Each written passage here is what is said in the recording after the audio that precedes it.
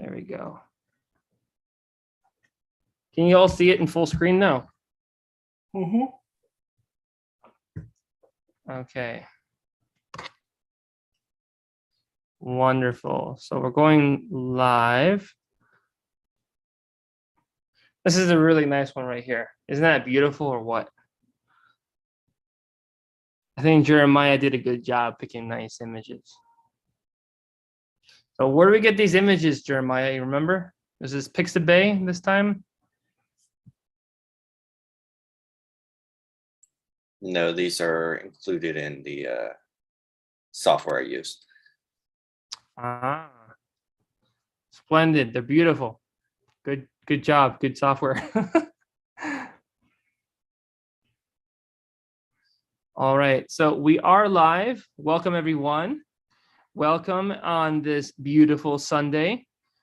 We are happy to have you here and discuss yet again this week following the previous, where we discussed a little bit about these worldwide, these global conferences. We want to finish up introducing everyone to these conferences, and we want to discuss a little bit what we are planning to do moving forward as a community locally. And we hope that those of you who are joining us and are visiting with us, that you are also taking some inspiration. I spoke with Kathy before we came on today, and we spoke about a few FAQs. If Kathy, you don't mind introducing yourself?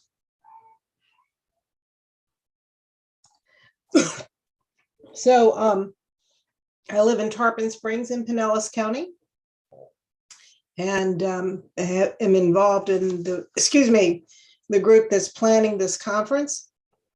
But also I serve on the Pinellas County Assembly, which is the sponsoring institution. And we have a number of our members who are also involved with the planning of it. But I should also say that for many years, I had the privilege of working with the International Teaching Center. And so I have a sort of different kind of perspective on what we're doing, and agreed with John that it would be helpful to have some quotes from Shoghi Effendi about the vision of Baha'u'llah for humanity and where we're going. Why are these conferences so important in the greater scheme of the world and the spiritual future of the world? So I have a few slides on that once you are ready to use them, and hopefully we'll have some consultation about them. John, you're muted. Thank you. Absolutely. Sounds very good. And with that being said, I'd like to take us on this PowerPoint where we were to where we left off and discuss a few points.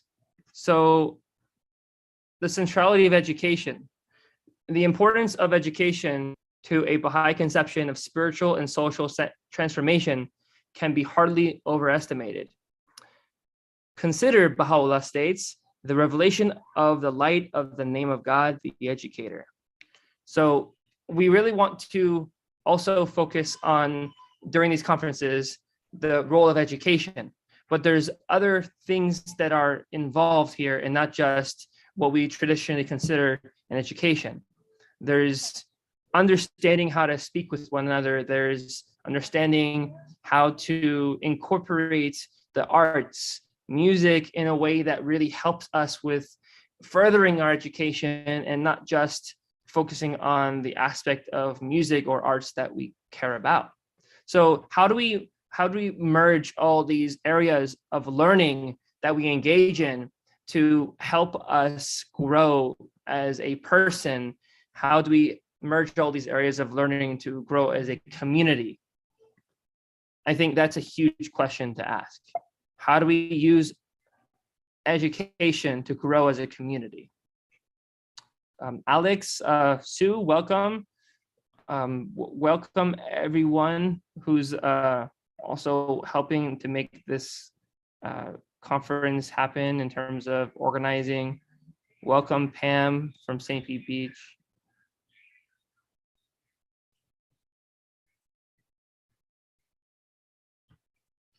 So the value of education, we're told to regard man as a mine rich in gems of inestimable value. Education alone can cause it to reveal its treasures and enable mankind to benefit therefrom. So it's really important that if we want to work together, we educate ourselves. And it's not just a matter of before we work together, we do so. We educate ourselves as we go along. So we really need to exercise this idea of a humble posture of learning as we're going through these conferences and moving on beyond the conferences and actually taking part in activities where we grow together. So right now we're engaging in these conferences and we're trying to understand really what does it mean for our local community. Every local community is different. Everyone has their own considerations. Everyone has their own part to play. And really everyone has their own strengths, what they like to provide to everyone, and challenges where they may need assistance from others. So talking about these things and learning from each other, that's also an important area of educating ourselves. Having a situational awareness of our friends around us is also a part of our education, just as much as educating ourselves in book learning is considered an education. So how can we understand one another and the needs of others around us?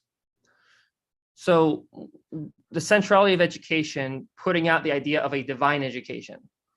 It's that of the kingdom of God. It consists in acquiring divine perfections, and this is true education. For in this state, man becomes the focus of divine blessings, the manifestation of the words, "Let us make man in our image and after our likeness." This is the goal of the world of humanity. So these are all quotes from the Baha'i writings that we're sharing with you here and that we're trying to reflect on as we come across the materials of the conference ourselves, some beautiful pieces of information. Actually, it seems I was frozen this whole time. Can you see my screen sharing, John? everybody? No, I was going to say I can't see I don't see the quotations that you're reading.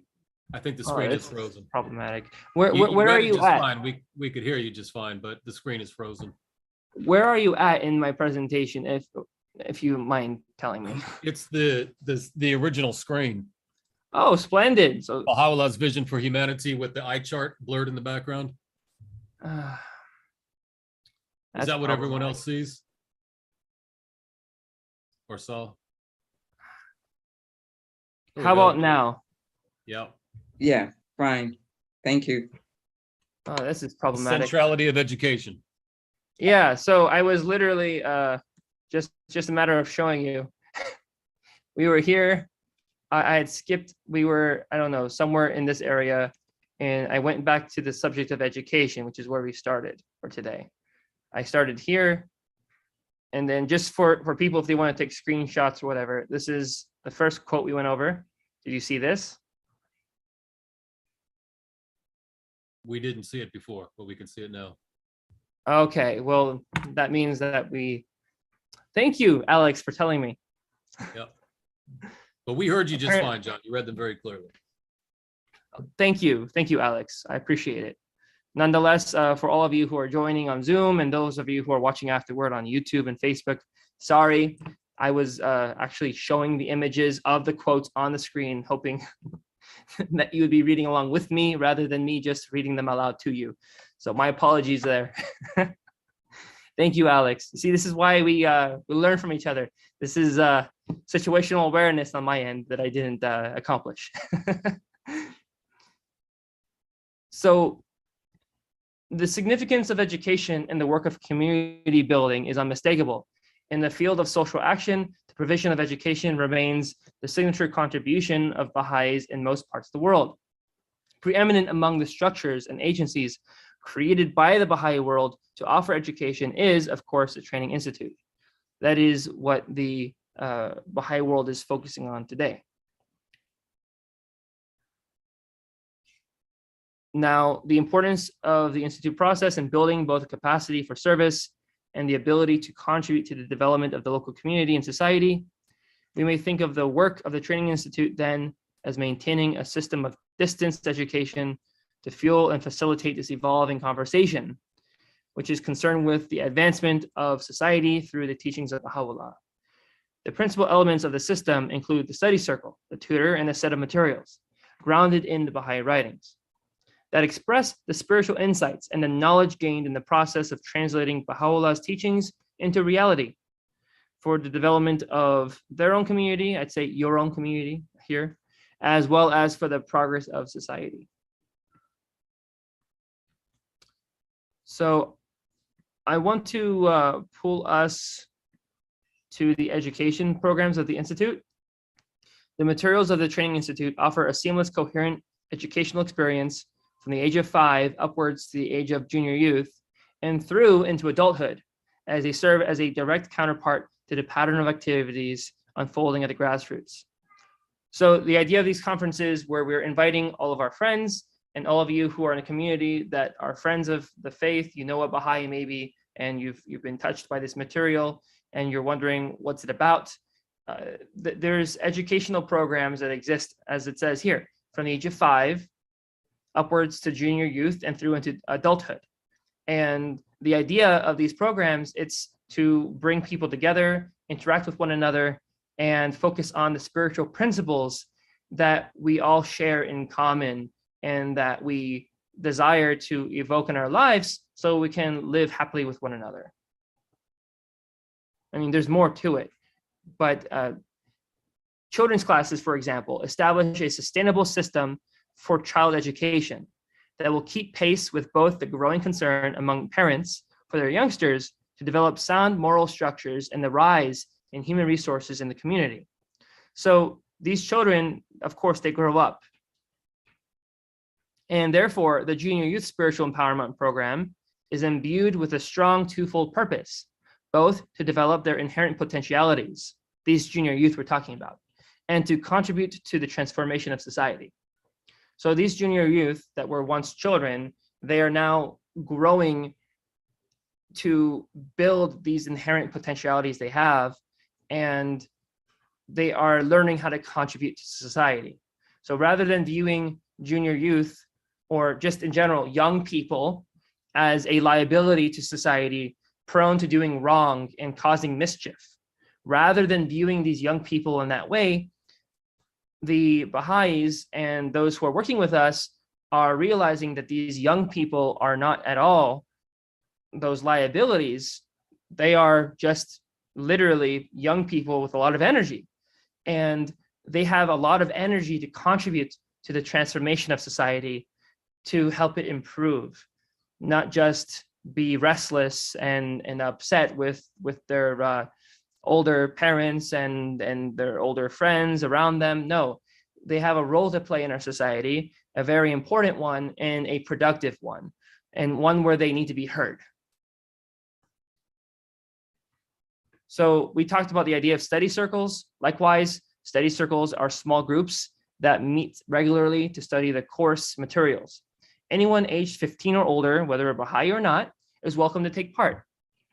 The group is brought together by a tutor associated with the Training Institute.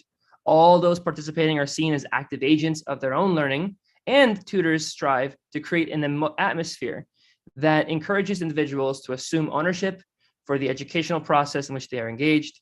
A study circle should be a space that leads to the spiritual and moral empowerment of individuals.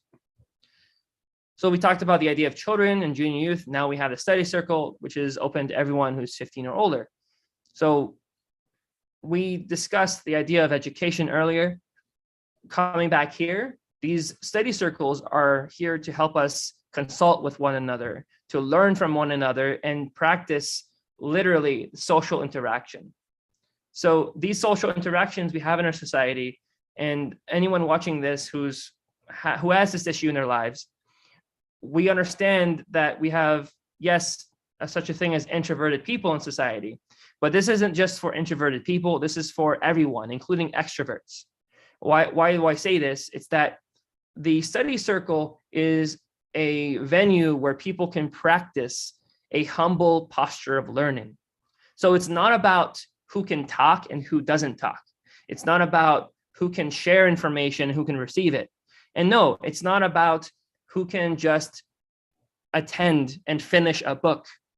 The study circles are designed to help us interact with one another as human beings, human being to human being. And these human being interactions, which we are increasingly lacking nowadays, where we are channeling ourselves into echo chambers where people merely believe what we believe and listen and only hear what we say, and vice versa. You're out of this echo chamber. You're listening to people of diverse attitudes, diverse ethnicities, diverse climes that they come from, diverse creeds, origins, and understandings. Everyone that attends these study circles, they're coming with their own diverse understanding. And rather than have the idea of unity and conformity, Baha'is are striving for, as is our watchword, unity in diversity. So we are trying to accomplish this concept of unity and diversity, describing and focusing on spiritual principles that we all share in common, to really grow with one another, to build bonds of friendship and fellowship amongst each other, and more importantly, practice how to communicate together. It's very important because we don't recognize how the institutions around us, how dilapidated and how lack of faith has become the norm in our institutions, how we genuinely need places where we can come together and really educate ourselves together and learn how to talk with one another in a way where it's not merely sharing each other's opinion, but it's growing from one another. So the idea of youth. Institutes know well that releasing the potential possessed by young people is for them a sacred charge. We now ask that Baha'i youth view the future development of the Institute in the very same light. They should seize every opportunity in their schools and universities and in spaces dedicated to work, family, or social interaction to encourage more and more souls to benefit from the Institute's programs. Some youth will be able to devote a period of service, perhaps even successive years, to the provision of education, especially to those younger than themselves. For many, support for the Institute's activities will be an ever-present dimension of their lives throughout their own education and as they seek a livelihood from their calling in this world. But for none should it be anything less than a cherished commitment. So we are here at this point of a small group discussion. If we could all please actually discuss some of these concepts. I skipped through a couple of the slides, but nonetheless, the points were, I think, at least shown so we could like reflect on this together.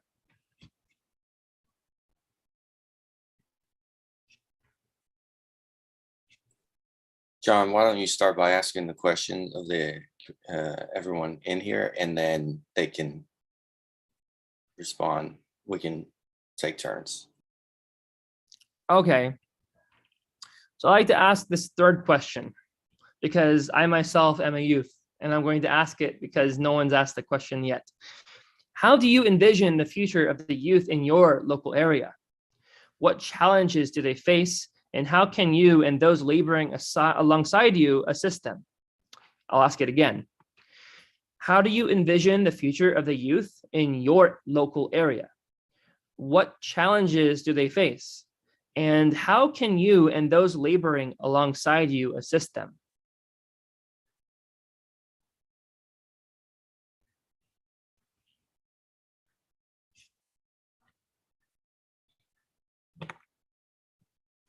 So this question is directed at the people in our local community here, the ones in Pinellas, but visitors are welcome to share their understanding from their own communities, as everyone's challenges are unique. I prefer not to be, as a youth, the one who's actually voicing concerns at the moment. Kathy, if I may ask you to do us all a favor. Well, one young a youth years ago said to me that I might have been a youth in my past, but I didn't know what it was like to be a youth today. And that's true. I think that the youth today are facing a very different world. They can't just assume that they will follow the same trajectory of get through school, get a job, get married, start having kids, and life will just fall into place. That's not what the situation is.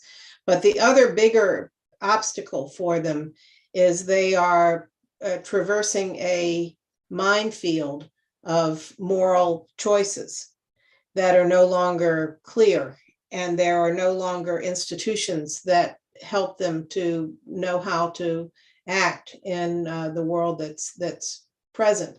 So the future of the youth at the moment, I think to speak in generalities, is one of confusion, and perhaps a confusion that would cause, in some cases, despair and some fear. But this is also what I hope is the opposite for youth who are familiar with Baha'u'llah, because they would understand why they're living in such a chaotic period and what the answer is, because they have some very clear guidance as to how to conduct their lives and how to be of service to those around them.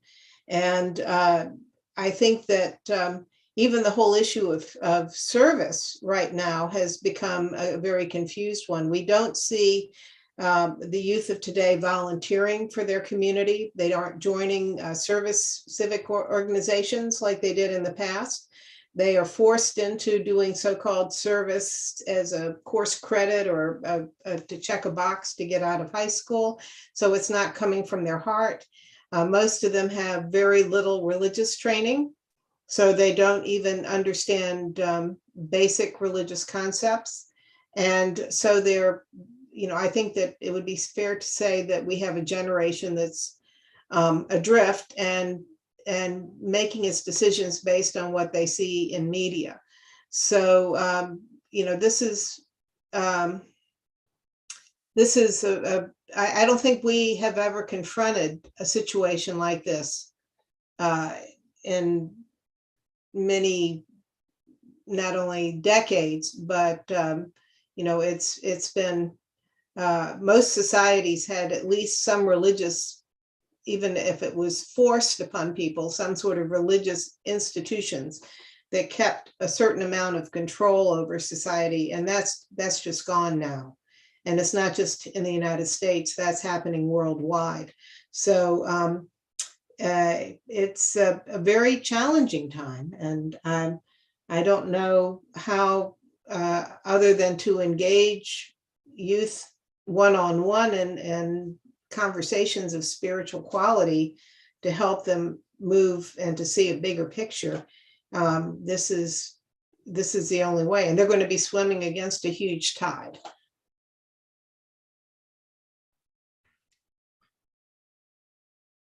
It's very, very important you brought it up, all that you said. It may seem bleak kind of describing it that way, but it's not far from what is actually happening. Actually, it's a little the immediate future is pretty dark, but the eventual future is very bright for all of us. If we consider the immediate future, you definitely have a breakdown in social structures. You have people who are ever more feeling alone, and youth are really among the worst hit by this. Where we had the pandemic just recently, a lot of youth were not able to go to school and even see their peers because of the nature of the pandemic and quarantines and whatnot. So you have genuinely youth who may have a lot of things around them. They may have been happy, hypothetically, in their ideals. They would have been happy with the things that they have, but realizing that it's not everything that makes them happy, people have really been hard hit by depression. They've been hard hit by feelings of not just being alone, but being rejected. And one thing that's really important about all of our communities is being welcoming, being inclusive. And it doesn't mean accepting everything that everyone tells us, but it does mean accepting them from where they come and for who they are, and providing them love. And that's something that our society is doing the opposite of. Our society around us is expecting that you conform to certain social norms. And if you do not conform to social norms or join a counterculture movement that stands for the rejection of those norms, you are adrift, and you are alone, you are abandoned. And a lot of youth in the age that we're going in right now, they are feeling these things, this abandonment, this loneliness, this feeling of ever increasing need and not knowing how to suffice that need, to fill that need. The beauty of these institute courses, the beauty of these gatherings with people that Baha'is are trying to hold, is that we are trying to practice this inclusivity. We're trying to practice this genuine love in discussions, to work together and to have a plurality of thought. Baha'is are even told by the guardian of our faith, Shogi Effendi, and in the writings that we have, that we're supposed to protect our minorities, and that includes people who have a minority viewpoint.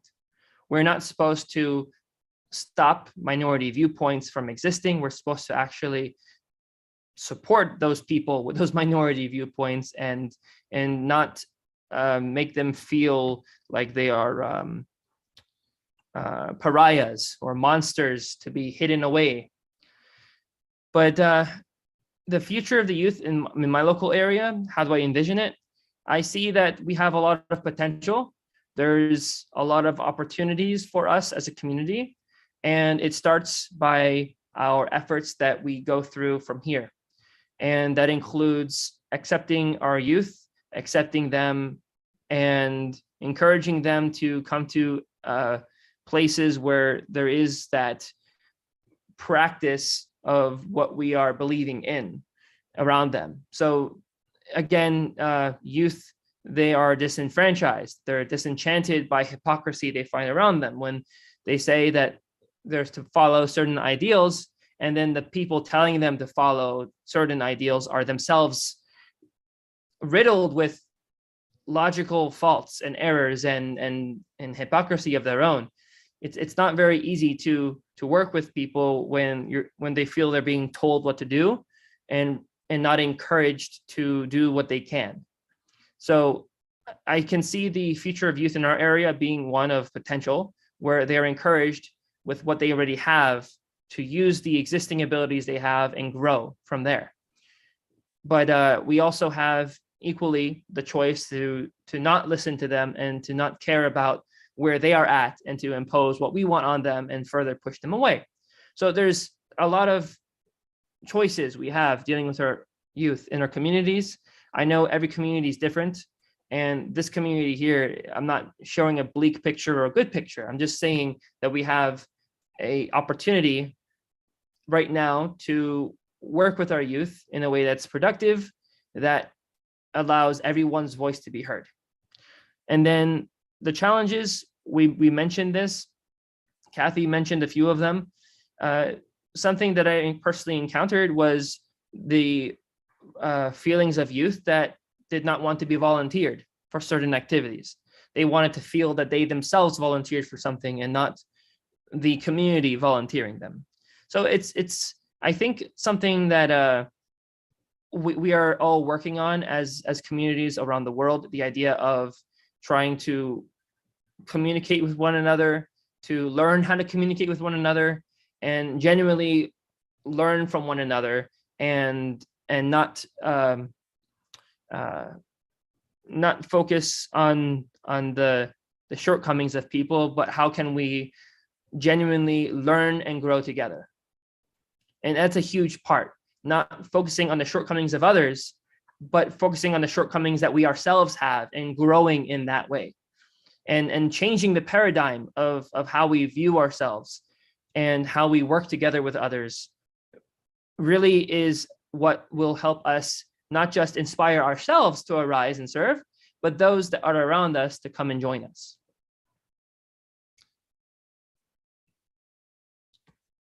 So here we have a beautiful picture of contributing to social transformation. These are some children from the Enfield community.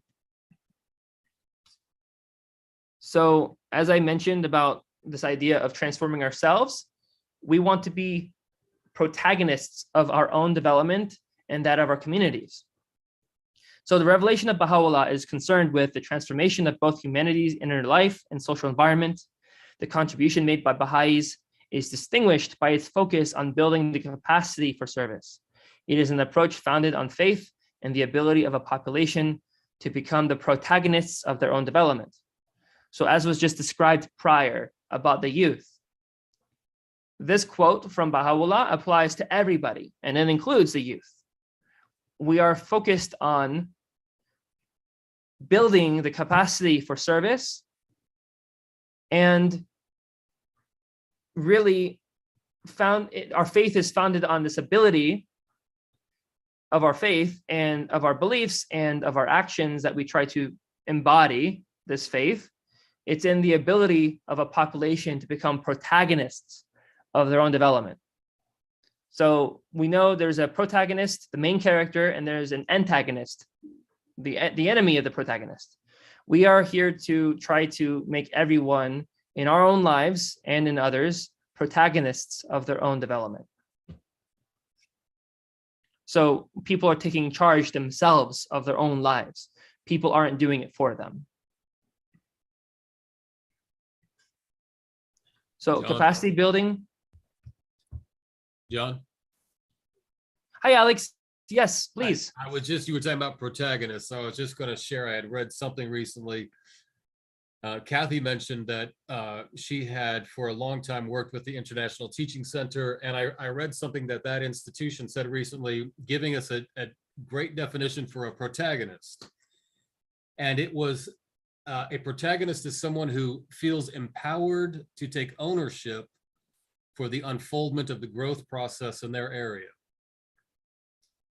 I just loved that. I want to feel that. You repeat We all that? want to feel that. Yeah, so a protagonist is someone who would feel empowered to take ownership of the growth process, empowered to take ownership for the unfoldment of the growth process in your area. When I was trying to memorize that, I was leaving out the word unfoldment just for my own, to make it easier for me. And my wife, Maria, said, nope, that's part of it. This growth process is unfolding. We're learning, as you've been describing, John, we're learning how to do it. It's unfolding. So a protagonist is someone who feels empowered to take ownership for the unfoldment of the growth process in their area. So I actually like to ask you, Alex, if you don't mind, because this is extremely important. How do we envision, and this includes the youth, which you just described prior, how do we envision ourselves becoming protagonists and helping our community develop? How do we, without, again, becoming the protagonists of someone else's life and allowing them to be their own protagonists, how do we engage with one another to help build each other up versus impose ideas on people?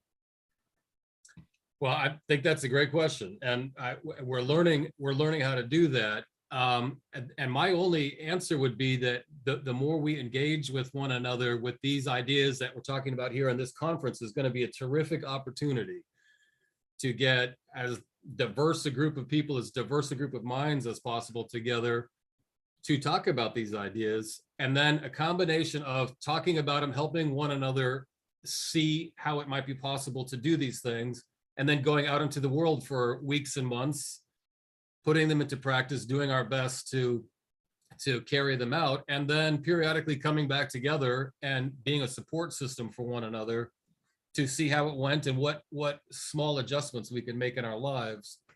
When you were talking earlier about the youth, it's been decades since I've been a youth, but Maria was one of the things you read, and we were having a conversation here while you were talking, was about the need to not be paternalistic towards youth or towards anyone.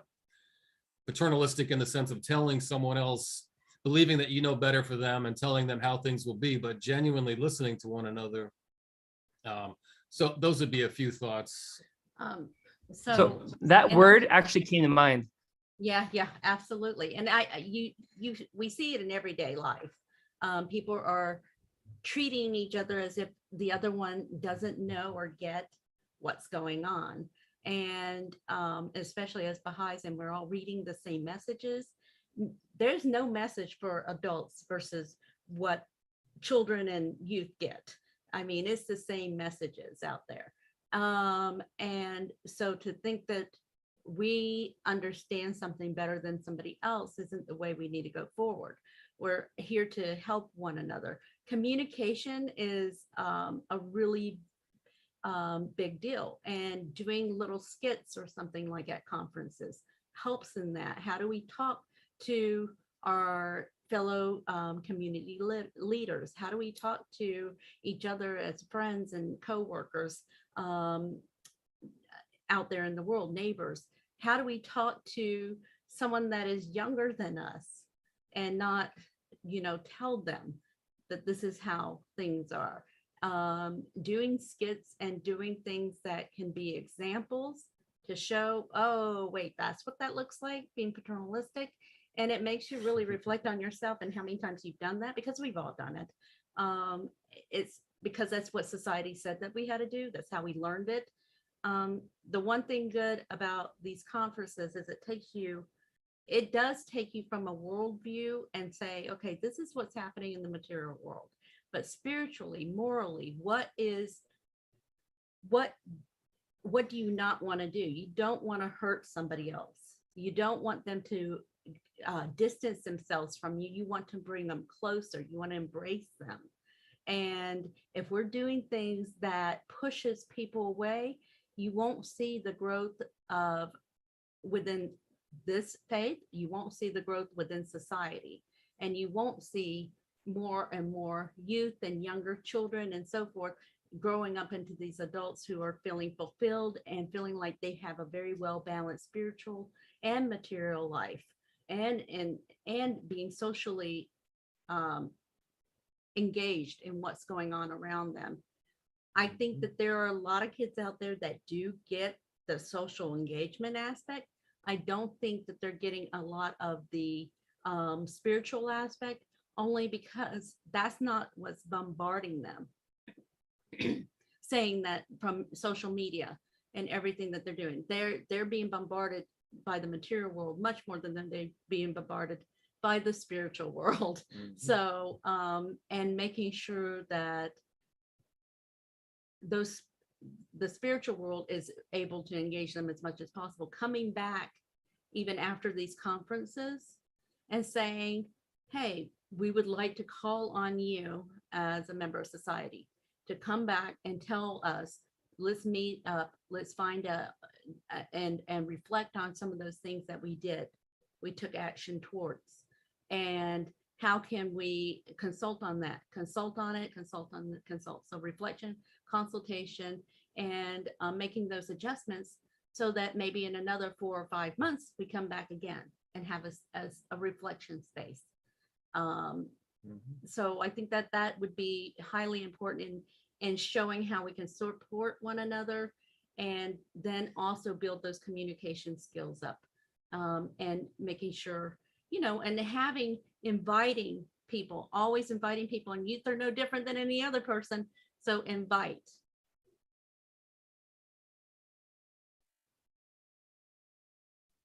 What you said is extremely important, and I hope that people listening to this are able to really reflect on what Alex and then Maria both shared. It's very important because there's this, as they mentioned, the word is paternalism. There's this element that we have in our society of knowing better than another.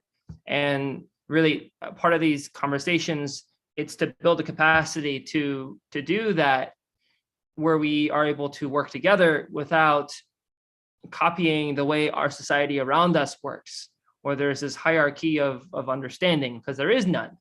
Everyone here is equally able to access the same things as the other, the same works, the same writings, the same knowledge. The difference is who cares more about it at this point, in one sense. But that's not something that we should be showing as a difference in our understanding each other's place in society. It's a difference in how we show our love when we talk with one another. And that's, I think, a huge difference. We're talking about the way in which we respect one another, the way in which we really value the opinion of another, and then share something that is valuable to everyone ourselves. But this all being done with a humble posture. It's very, very important. And again, participating in these discourses in society, this is something that's very important. The idea of participating in discourses of society, as Maria brought up, being able to talk with people.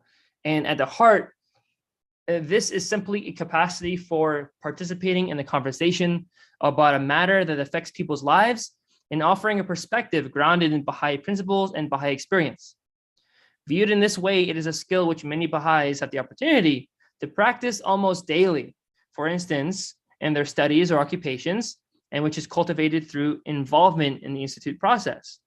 So as we engage in this Institute process, we're practicing these ways in which we can incorporate seamlessly our learning with our reality. And it's not just a partition of our life. It's not, I'm just learning this so I just have the knowledge in my head. It's learning it so you can actually do it.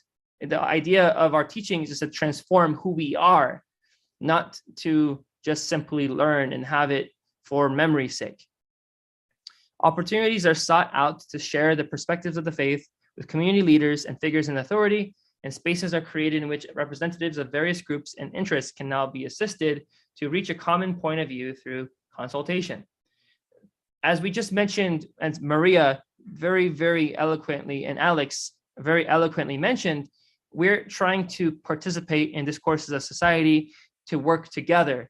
And this video, for all of us who are watching, it's this invitation, as we had last week, and we will in the conference that's to be held on May 14 and 15, it's an invitation to the entire community, that's everyone, to work with the Baha'i community to make a difference in our world around us. In our case, we're thinking locally, we're thinking globally, and we're acting locally. I had to fix that one. We are thinking globally and we are acting locally. So what is the nature of the interactions with figures of authority, local leaders, and or chiefs, and how are they contributing to the advancement of the local population? So I know we have someone here, I think Sue, you're able to maybe unmute now to talk about your work with Race Amity and how the Race Amity group that you're working with is affecting our local society.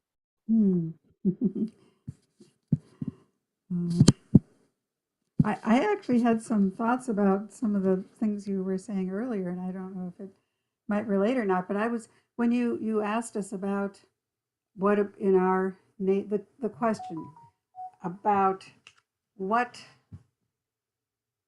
how do we see the challenges of youth in our area? And I immediately thought of my neighborhood, you know, the 600 homes in my development, and the big problem I see is that they don't have a place to gather. There's no park. I don't see them a place for them to gather. And I'm, you know, bringing this right down to real nitty gritty, away from the really theory, I guess. And I would like to work with people in my neighborhood about how can we, the main place I see the youth is on waiting for the bus. You know, there are a clump of youth waiting for the bus. How can we get them to, come together and use their energy and creativity and time, you know, for the benefit of the community, for the service of the community? And if you don't mind, if I could share a perspective of mine that is a little different from what you and Kathy have been talking about, and how difficult the challenges are for I'm experiencing, working with junior youth of my own, some of my grandchildren and their friends who are taking these courses, the junior youth courses, and they've been doing it for almost 2 years now, every week.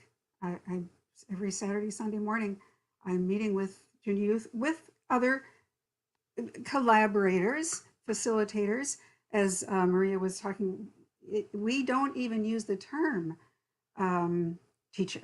We are collaborators, facilitators, tutors maybe, but we're all participants working together. And I think anybody who teaches will tell you, the teacher learns from the students, as much as the students are learning from the teacher.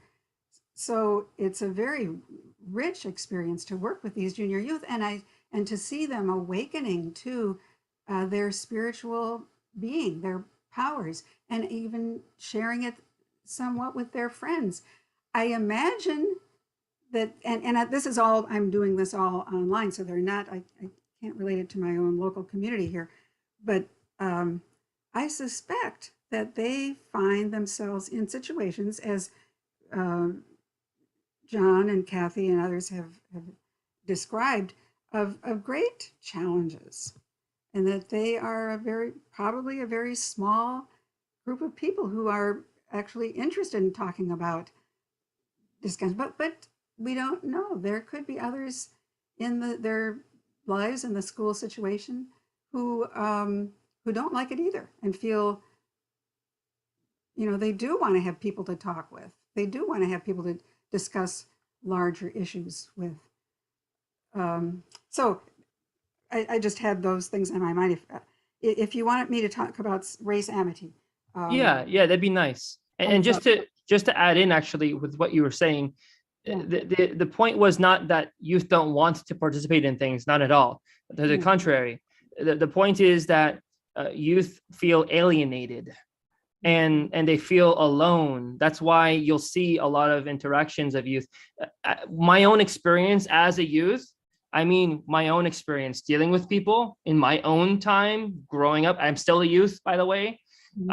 My own experience has been not one where they don't want to do things. On the contrary, I've been able to have several nice groups of youth.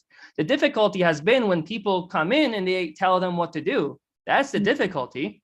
If you want to know, that's the difficulty. The difficulty is when I bring youth together that I'm with and all that, people want to, again, take control of things. And they don't want that. That's the point. The point is that they want to be the ones who are protagonists of their own journey, their own story. They don't want to be the protagonist in someone else's story. They want to be the protagonist in their own story.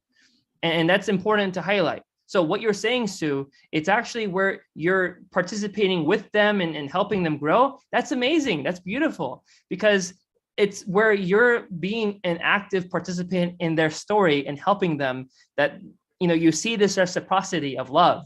And that's the point. It's that in all these societies where you have, like you mentioned, youth just gathering for the bus, but other than that, you don't see them. They're in their rooms trying to be in their own world without having people disturb them and their peace. They want to have some sense of peace in their lives. And the idea of having that peace with others outside of their homes is a nice one. And if they find that, they will come. It's not something that's very hard to imagine for people. They're not aliens. They have human minds and brains just like we do. So they have similar desires, except they may be just a little different, just a little bit. And that's the idea. That's the beauty of it, that you mentioned that there is so much willingness. There really is. And I myself was able to just literally in a schoolhouse, I would meet friends, and I would even meet strangers who I saw that I just felt like I like to say hi. And I did. Imagine the person telling you hello and no one else tells anyone hello. How amazing that is. It's wow, it's mind bending that someone said hello. Seriously, I go in my workplace or in my schoolhouse or anywhere I visited, the cafeteria. Apparently, just being a human being and saying hello to someone, it's unheard of. It's like you're being overly kind. I mean, it's amazing when people don't like social interaction because they're scared of how they're going to be judged by someone else. Someone comes and says hello to you and they show you a semblance of love. Wow, it turns everything upside down. I mean, that's the world we're living in. That is literally the world we're living in. And people genuinely want to feel included. So the fact that you're coming and saying hello to someone and you're smiling at them because you genuinely just want to tell them hello and nothing else, they may not see it that way all the time. But the point is, that's a conversation starter. I didn't realize it, but it is. It's even more easy to speak with people and get them involved.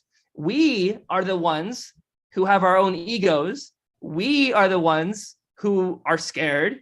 We are the ones who aren't doing anything if we're going to be talking about people not doing things.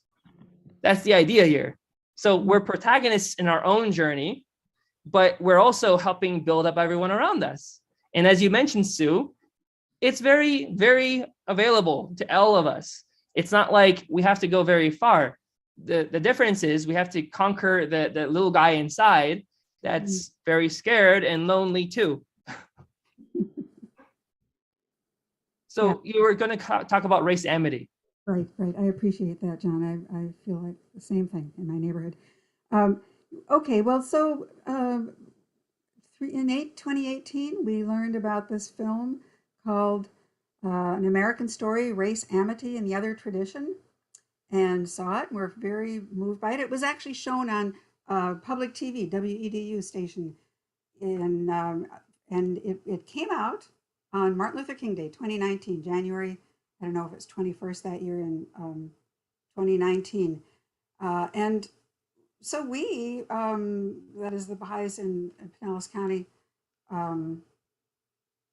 purchased a copy of it and showed it at the Baha'i Center, and we actually got members of the NAACP to come and view it with us. And we had a discussion afterwards. The whole idea is to watch the film, which is a history. The other tradition is the tradition of collaboration and working together and unity among the races. And several different instances are shown throughout the centuries, beginning in the middle of the 17th century, soon after, we were at 1619 when the first Africans were brought to the shore, and we started our history of people being enslaved.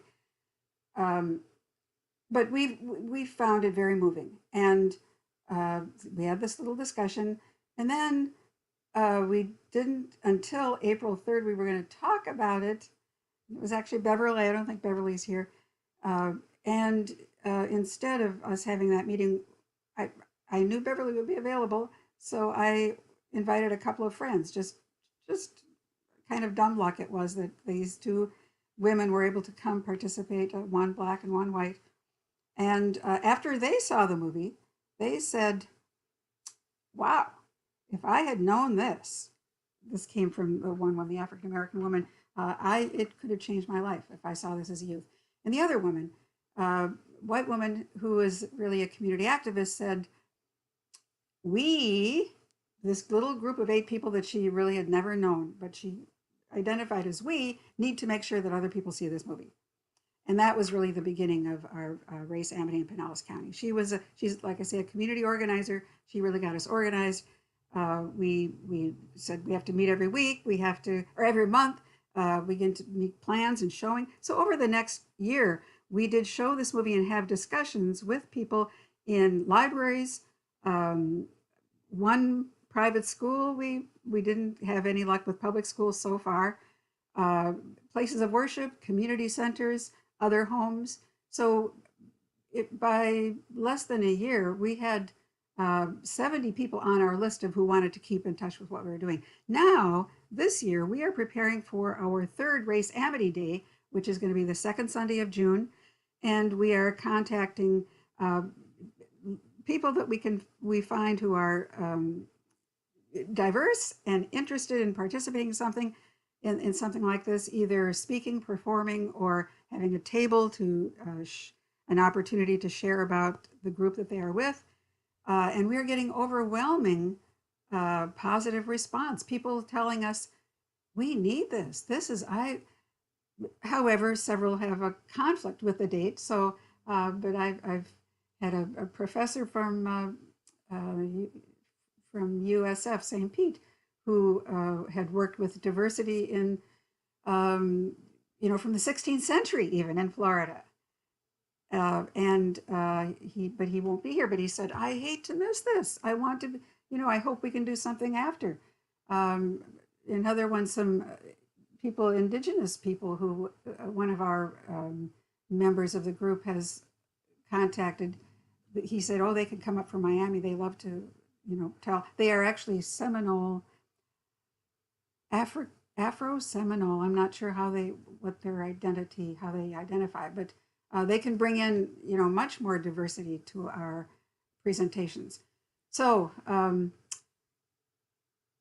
I don't know what is, if that's what you were wanting me to talk about, John, but we're looking for more people who have an interest can come and join us. And we just came yesterday from Heritage Village, where we expect to have this event. I hope you know where that is, in Largo. It's the really history center for Pinellas County.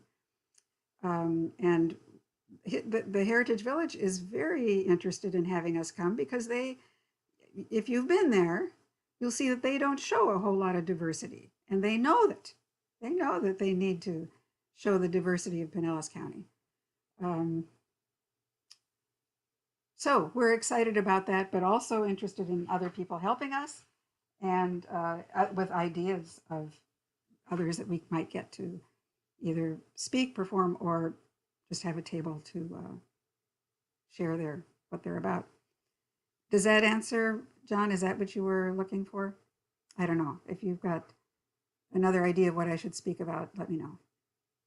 Well, it's great you shared that. This is just one of the experiences that we're having in our area. That's the idea here. This is just one of the experiences. So we have many of these to pull from, just like Sue's. That is, there's ample opportunity to do something like what Sue is doing, to bring our friends together and take part in the social good. It doesn't need to be something that we are engaging in that is solely one thing or another. We all find our own pathway to serve. That's in essence, I think, the takeaway for everyone that's watching. So those of you who are in your own community, you have your own specific challenges. Identify them and see who else has as well, and work with them. It's something that in these atmospheres of learning that we're also able to, with our friends, when we consult and discuss one another, what we want to do together. If everyone wants to get up and do a race amity, well, in America, we have race amity issues. So again, race amity is important to counter racism. It's important here to bring friendship between the various races.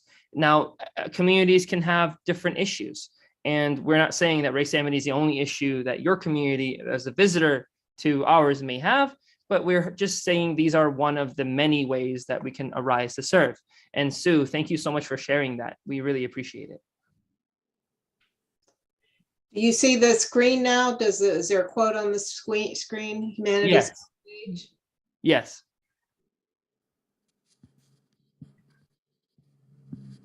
The difference, the beloved guardian, Chogi Effendi, in the World Order of Baha'u'llah letters that he wrote from the late 20s into about 1936, set forth the big vision of the faith so that we would all understand the age we live in and why we are doing what we're doing.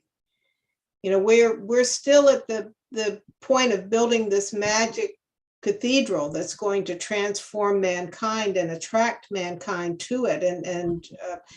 But we're in the very beginning stages. And this wonderful conference we have scheduled in a few weeks, it's really to help us all remember that vision and to understand that our faith is about completely transforming society. It's creating a a new age for the human race. So I'm wondering if, Pamela, could you read what's on the screen, please?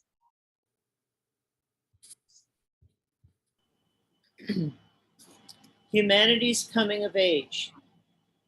The revelation of Baha'u'llah, whose supreme mission is none other but the achievement of this organic and spiritual unity of the whole body of nations, should, if we be faithful to its implications, be regarded as signaling through its advent the coming of age of the entire human race. It should be viewed not merely as another spiritual revival in the ever-changing fortunes of mankind, not only as a further stage in a chain of progressive revelations, nor even as the culmination of one of a series of recurrent prophetic cycles, but rather as marking the last and highest stage in the stupendous evolution of man's collective life on this planet.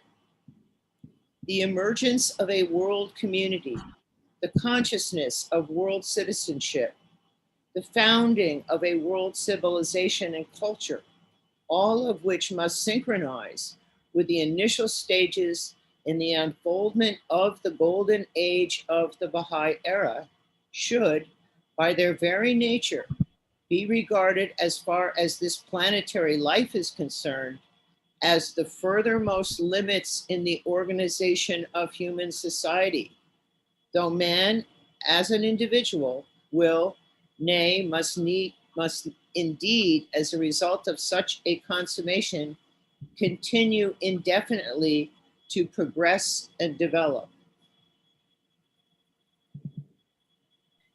So now we are being charged by the Universal House of Justice with showing forth the society building powers in this coming of age of the entire human race. That we don't have to have the kind of community, the kind of world that we live in at the moment, that we are moving in a whole new, amazing direction.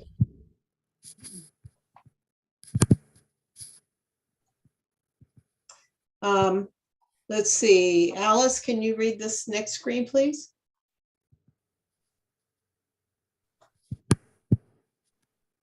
That mystic, all pervasive, yet indefinable change, which we associate with the stage of maturity, inevitable in the life of the individual and the development of the fruit, must, if we would correctly apprehend the utterance of Baha'u'llah, have its counterpart in the evolution of the organization of human society.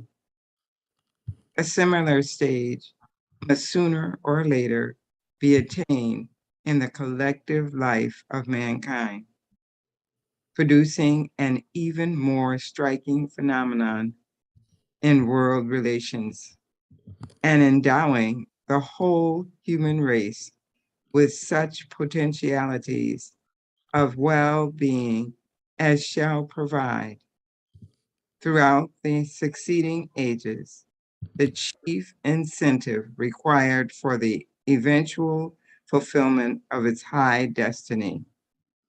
Such a stage of maturity in the process of human government must, for all time, if we would faithfully recognize the tremendous claim advanced by Baha'u'llah, remain identified with the revelation of which he was the bearer.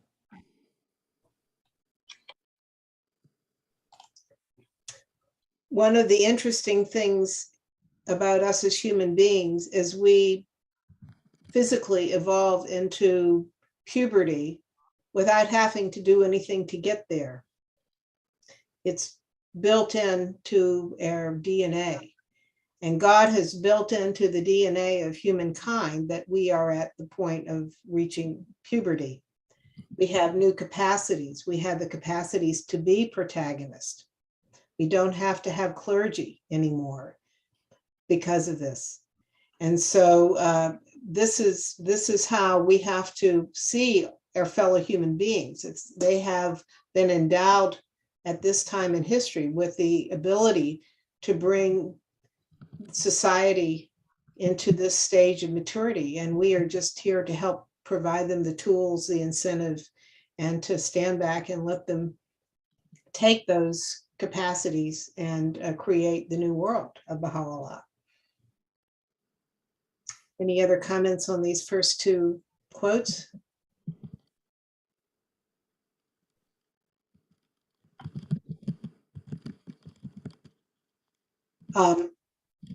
Alex, are you able to read this next one? Or is Maria's there? I'm going to volunteer Maria. Okay. Pangs of death and birth. Dearly beloved friends, though the revelation of Baha'u'llah has been delivered, the world order which such a revelation must needs beget is as yet unborn. Though the heroic age of his faith is past, the creative energies which that age has released have not as yet crystallized into that world society which, in the fullness of time, is to mirror forth the brightness of his glory. Though the framework of his administrative order has been erected and the formative period of the Baha'i era has begun, yet the promised kingdom into which the seed of his institutions must ripen remains as yet uninaugurated. Though his voice has been raised and the ensigns of his faith have been lifted up in no less than 40 countries of both the East and the West, yet the wholeness of the human race is as yet unrecognized, its unity unproclaimed, and the standard of its most great peace unhoisted. Can you get the next one as well, please? Yes. World unity, the goal. Unification of the whole of mankind is the hallmark of the stage which human society is now approaching. Unity of family, of tribe, of city, state, and nation have been successively attempted and fully established. World unity is the goal towards which a harassed humanity is striving. Nation building has come to an end. The anarchy inherent in state sovereignty is moving towards a climax. A world growing to maturity must abandon this fetish, recognize the oneness and wholeness of human relationships, and establish once for all the machinery that can best incarnate this fundamental principle of its life. Thank you. Alice, can you read this screen, please? A new life, Baha'u'llah proclaims, is in this age stirring with all the peoples of the earth, and yet none have discovered its cause or perceived its motive. O ye children of men, he thus addresses his generation. The fundamental purpose animating the faith of God and his religion is to safeguard the interests and promote the unity of the human race. This is the straight path, the fixed and immovable foundation. Whatsoever is raised on this foundation, the changes and chances of the world can never impair its strength, nor will the revolution of countless centuries undermine its structure. The well-being of mankind, he declares, its peace and security are unattainable unless and until its unity is firmly established. So powerful is the light of unity is his further testimony that it can illuminate the whole earth. The one true God, he who knoweth all things, himself testifieth to the truth of these words. This goal excelleth every other goal, and this aspiration is the monarch of all aspirations. He who is your Lord, the all-merciful. He moreover has written, cherisheth in his heart the desire of beholding the entire human race as one soul and one body. Haste ye to win your share of God's good grace and mercy in this day that eclipses all other created days. I have a question. Yes. How do we view the tendency of society, I'll say postpone gratification? We either want it now or not at all. So how do we balance that? Well, one of the beautiful analogies that has been given to us by Abdu'l-Baha is that a plant gradually unfolds. You have to have the seed, then it comes out of the ground. But if it instantly was large, it would not have had an opportunity to adapt. The sun comes up and it doesn't immediately go to high noon. If it immediately went to high noon, we would all die. It would be too much for the world. So there's this gradual unfoldment, and we have to do our part. And it's hard because people will say, but it's my only life.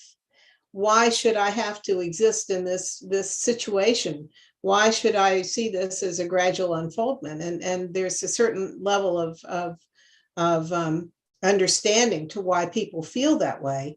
But we also see the heroes and heroines of the past who saw what they were doing in their own lifetime, often heroically and at great sacrifice, as helping future generations that they would not live to see.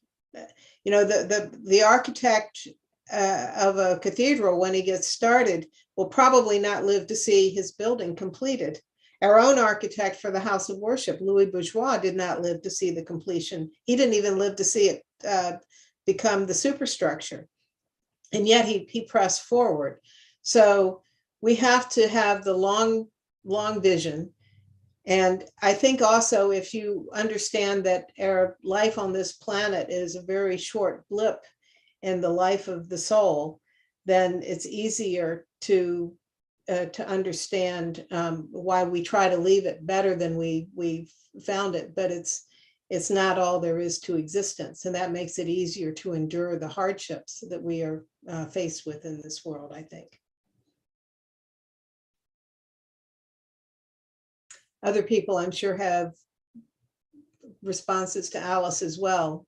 And this is part of what we're trying to tell the friends when they come, is we're going to try to start your street, one apartment building, one family at a time, and then let it spread. One of the things I loved about living in Israel was going to the Christian holy places along the Sea of Galilee, and especially the sites where we think that he called the disciples. And you look at this remote place in the middle of nowhere and think, here these humble fishermen, most of whom were illiterate, were being asked to follow this preacher from this small village of Nazareth, who had no army, no formal education other than basic reading and writing, and no money, and to follow him. And he was going to transform the whole world. And I'm sure that from the vantage point of the little waterfall and rocks coming into the Sea of Galilee, where the fishermen would clean their nets and where he called them, this must have seemed fantastic. This would have been a fairy tale to them, something that they couldn't imagine. And yet most of the men who got called have churches in our area named after them today. So we have to understand this big vision that he's giving us, and that we are very privileged to be the ones who are raising the foundation of what in the future is going to be an amazing world civilization. And we have to fight against the old order as we're building the new one. So it's, but it's hard because people, particularly oppressed people, want liberation now. And sometimes that's just not possible. Sometimes there has to be an evolution to get what they want. And it may be that they have to have the vision of their grandchildren, not of their own life.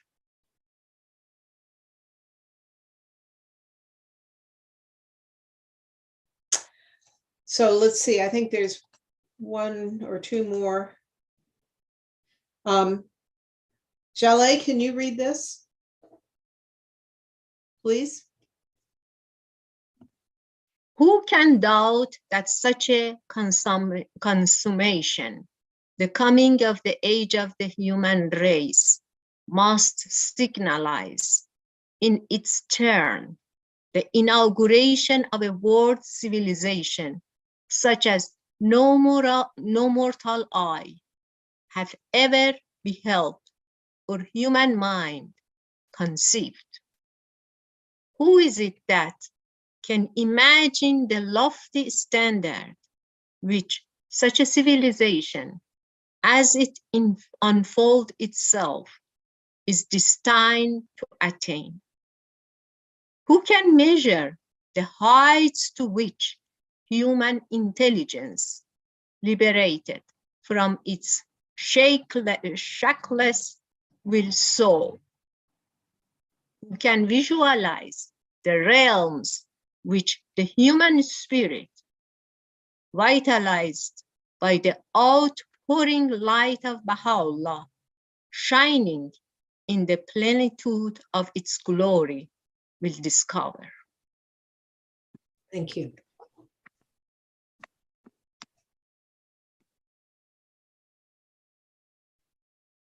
For me, these words of Shoghi Effendi make me very humble.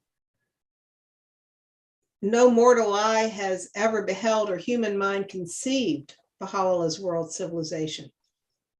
We can't even imagine the lofty standard which such a civilization as it unfolds is destined to attain.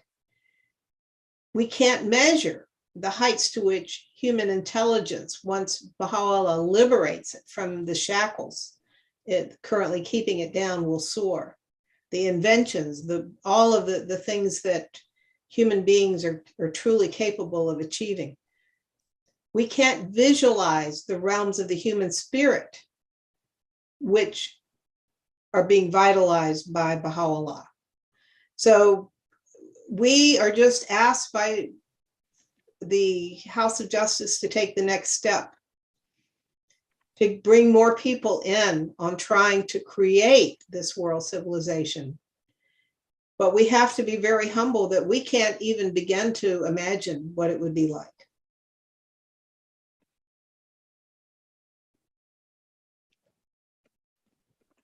Does anyone else have any thoughts or comments about these wonderful words of our beloved guardian and Baha'u'llah?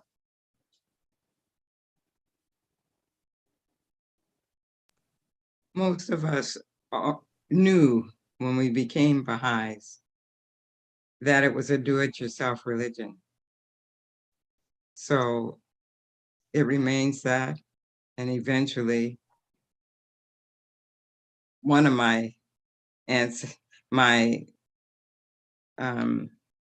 future relatives will see something I did not see. Right.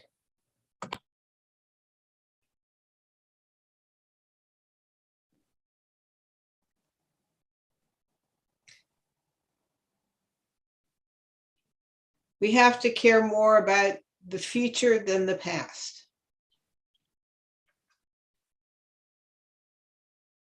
I remember Thomas Friedman, the columnist for the New York Times, who lived many years in the Middle East, was talking in one of his famous, most popular books about the situation in the Middle East, but particularly between the Arabs and the Israelis.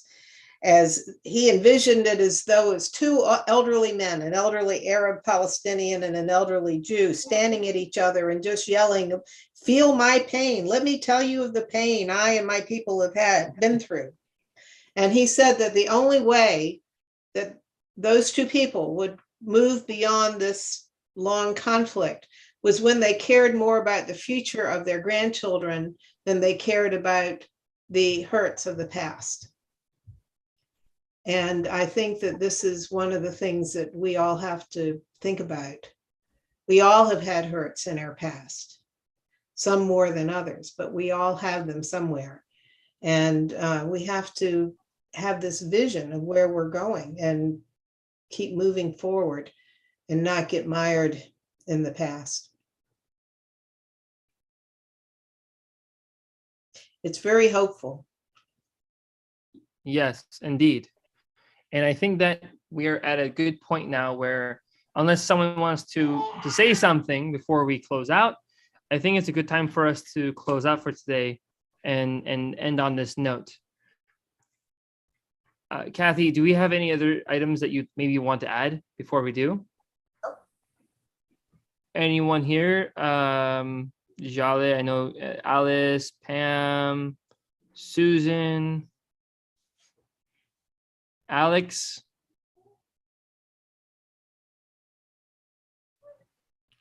All right. So we thank you all for joining us.